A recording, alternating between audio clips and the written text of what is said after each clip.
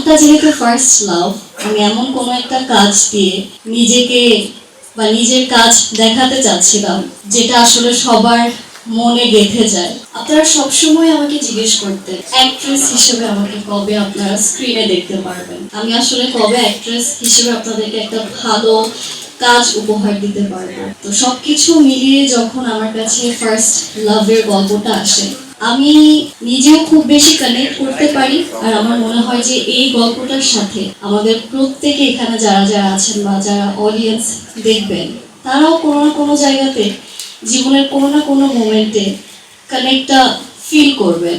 দেশের 1 নম্বর gas stove যা বেশি তাপেও ফাটে না। আরএফএল গ্যাস স্টোভ, নিরাপদ ও ঝামেলাহীন। আর আমার মনে হয় আমাদের প্রত্যেকেরই প্রথম ভালোবাসাটা আসলে মনে গেঁথেই থাকে, কখনো ভোলা যায় না। তো সবকিছু মিলে আমি এই কাজটা আসলে এটার জন্যই নিয়ে আমার মনে হয়েছে যে এই কাজটা আসলে মানুষের মনে থাকবে, আমাকে মানুষ মনে রাখবে। অ্যান্ড নীলাকে বা নীলা কি কি ডেলিভারি দিতে পারে, অ্যাক্ট্রেস হিসেবে নীলা কিরকম নতুনভাবে মানুষ আমাকে চিনবে।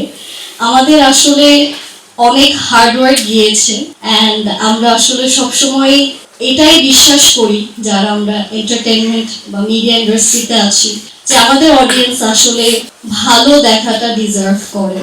দে need to see good and qualityful content.